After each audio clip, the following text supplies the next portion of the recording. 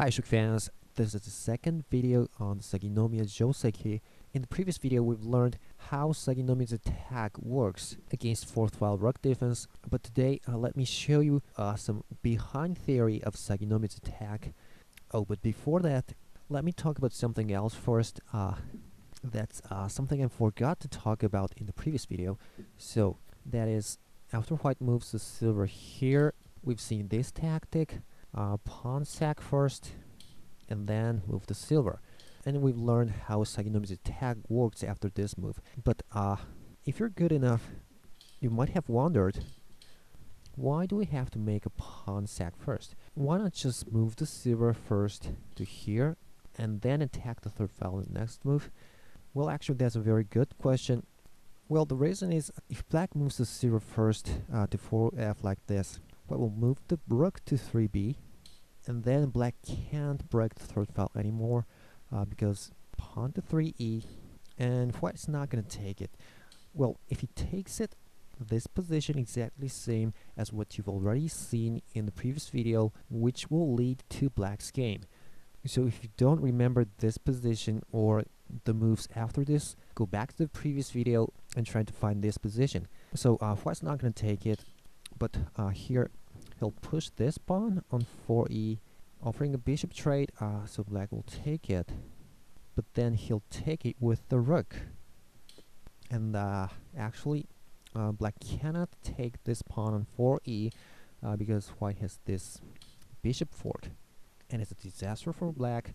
So black will have to take this pawn, attacking the rook, but white's going to take it with the rook. And usually making a rook trade will result in a bad situation for black, because white's castle, this Mino castle, is stronger. So black won't take the rook here. He's going to advance his silver to 3e, but white just calmly takes back his rook to 3b. And well, this position is good for white. Well, this silver on 3e is a bit heavy. Black has to worry about this silver trying to protect it by the rook. And you see, white has several interesting bishop drops. For instance, here, or even here. You see, forking the silver and the lance, but black can't take it, right? He's gonna lose the rook. And also, maybe he can drop a pawn, and after rook takes it, I can drop it to here. So it's not good for black. And if you remember what I've said in previous video, I've showed you this position where the rook is one step nearer to the silver, and I've told you that this position is good for black. But now the position is this, the rook is on 3b, and I'm telling you this position is good for white. So notice how shogi is difficult. One square difference is a big difference. Alright, so that is why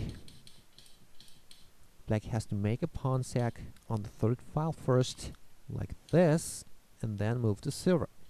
Okay? Alright, anyway, this is not what I want to talk about in this video. So let's move on to today's primary subject. So let's go back to here, where black has made the key move of Saginomiya's attack, rook to 3h. And we already know if white moves the silver here, black can make a good attack, starting from pawn to 3e. But actually, instead of moving the silver, white has an interesting move. Well, it's this. He can open the bishop's diagonal right ahead at this position. Well, this is a very good idea because black is going to attack on the 3rd file, bishop's head, which is the weak point. So white wants to get rid of that bishop. And this variation is where you can see how excellent strategy Saginomiya's attack is. So basically black will have to take it, and silver recaptures. And because the rook is on the 3rd file now, black's camp is a bit vulnerable now to a bishop drop. So what should black do here? Well, let's drop the bishop here. Where is he gonna drop it to? Well, of course, right. He's gonna drop it to 3a. And actually here the rook cannot run. If he runs, black can promote the bishop to here, a really good square. And this horse is too powerful. So it looks like white's in trouble. He his rook's gonna be captured, but actually he's fine. He doesn't care. He'll just push this pawn on 6th file to 6e. Well, now black can take the rook, yes, but actually, oh, I'm not sure by which piece white's gonna take it. Maybe with a silver? I don't know. Let's take it with the gold. So, well, this position is not so good for black because, look at this. Look at these wonderful, two diagonals for his bishops. Well, he can even try, this drop in the future. And, on the other hand, black doesn't have any, effective drop with his rook. For instance, if he drops it here, white can simply drop a bishop here, defending the knight, and what is more, he's now threatening to move his silver to here in the next move, and he's gonna capture the rook. So actually, when white has moved the 6th file pawn to 6e here, black's not gonna take the rook.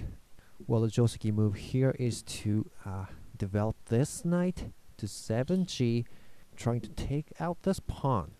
But white has good will to deal with it. He's going to drop his bishop to 4d.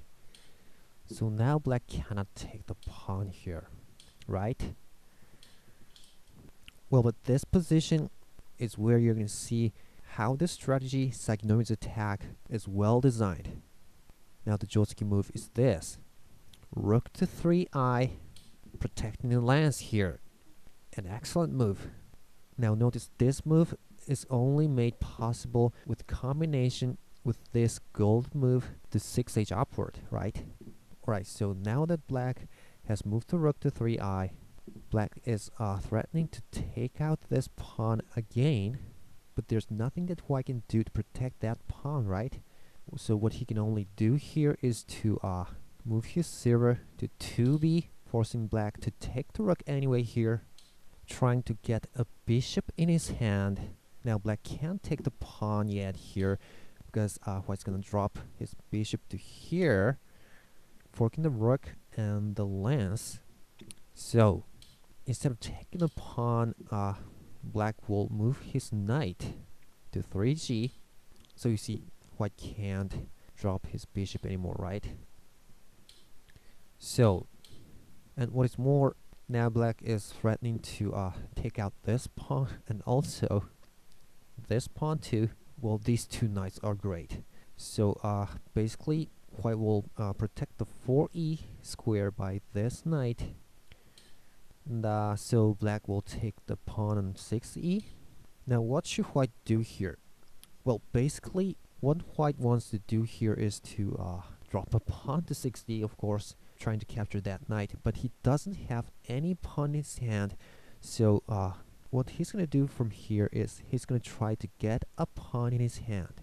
Now one way to do that is pawn to 5e, trying to make a pawn exchange here, but white can just take it, and after bishop recaptures, black has this wonderful dangling pawn, and white will have to drop his pawn to 5b anyway, so he's not going to be able to drop a pawn to here. So pawn to 5e doesn't work at this position. Well, what else can he try here? Well, it's this. Knight to 2e, sending one pawn to his hand. Well, if black simply takes it, white's not going to drop a pawn. Well, he has a better move here. He can drop a bishop, rook to 2i, and you see the knight on 3g has gone, so bishop can promote to here on 60, and it's really powerful. Black will have to protect the knight by pawn push, but white can push this pawn to 2d, and black's gonna lose the knight, and the horse is powerful, so this position is good for white. So when white took the pawn on 2e, black shouldn't take it back. But a better move is this. Black should move his knight to this way, to 4e, ignoring white's knight on 2e. Now white's gonna drop his bishop there, but rook to 2e, bishop promotes, pawn to 6f, and well, white's gonna promote this knight, and black's gonna lose material, and it seems it's not bad for white. But look at this, these two knights attack is powerful, and moreover he has a knight in his hand and two pawns, so he shouldn't promote either of these knights to 5c yet. An even better move is this pawn to 9e and edge attack, making the best use of his pieces in hand. After pawn takes it, dangling pawn to 9c, lance will have to take it, and then knight drop to 8f, threatening a pawn drop in the next move. So white will basically have to drop a silver here to defend, and then black can calmly push this pawn to 4f, blocking the horse. So what can white do here? Well, one thing he can try is to drop a pawn to 6d, forcing black to promote his knight here. So black will clear off all the pieces, but well, black can simply drop a rook here, or he can also drop a gold to here, and it's obviously good for black. And other than dropping a pawn to 6d, white can also try this attack, pawn to 5e, and if black takes it, white can drop a pawn to here, and you see, white's horse becomes powerful again, and it's not good for black. So when white pushed the 5th file pawn, maybe black should drop a pawn to 9d, lance takes, knight takes, 0 takes, and then rook to 5d, a powerful fork. Alright, so basically taking a pawn here on 2e doesn't work for white. So what else can he do? Well, the best move here, the Jouseki move, is this bishop drop to 4c. Now the meaning of this move is that it defends this square on 2a from this rook drop, and also this bishop is defending this square 5d, and he's gonna try to make a pawn exchange in the 5th file in the next move. But here actually black can still ignore it and push this pawn to 6f, a really good move to reinforce his castle, blocking this bishop's diagonal. And well, actually white can't make this pawn exchange yet, because after he makes a pawn exchange, black can still make this the handling pawn. Even the bishop on 4c is protecting that square, because if the bishop takes it, well, look at this, rook skewer, and black will win a bishop. So once again white will have to drop a pawn to here, and he loses his pawn in his hand again. So white can't make a pawn exchange yet, so he'll have to move his 0 to 6c, protect the 5d square with another piece. And here notice how this bishop drop on 4c is important. If it weren't for the bishop, black can simply make a rook fork here, right? So from here black reinforces castle. Well, but here white can't make a pawn exchange yet, because this gold is in an awful position. After he makes a pawn exchange, when this bishop loses control of this square, black will have this wonderful knight sacrifice and this powerful fork. It's game over. So white can't make a pawn exchange. He'll have to move the gold to 7b, and finally white can push this 5th file pawn in the next move, but black's not gonna let that happen. He's gonna start attacking, and that is knight to 4e, sacrificing his knight first, but then 0 to 4f, attacking the knight. Well, move the bishop to here doesn't work. Black can just move this gold and defend. So The only thing white can do here is to drop his knight to 3c, protecting the knight on 4e. But then black can push this pawn, 3e. White takes it. And black has two ways of attacking. One is simply taking with the silver. White will give up his bishop. Rook recaptures, and white will try to take this knight. Well, finally he got a pawn. But pawn drop to 3d. Pawn takes the knight. Well, don't take the knight here. In this kind of situation, just calmly recapture the pawn. You can take it anyway. So it's good for black. And also, another way is to drop a pawn to 3d. Now, after bishop takes it, well, look at this. Bishop to 3e, forking the bishops. And this time white can't take the silver, because after rook recaptures, the bishop's going to be attacked again. So white doesn't want to let that happen. So he'll drop a pawn, 3h. And what black should do here is to ignore it and take this bishop on 4d. White will take the rook, but it's not an immediate threat. So black can promote this knight to 5c, and it's obviously good for black.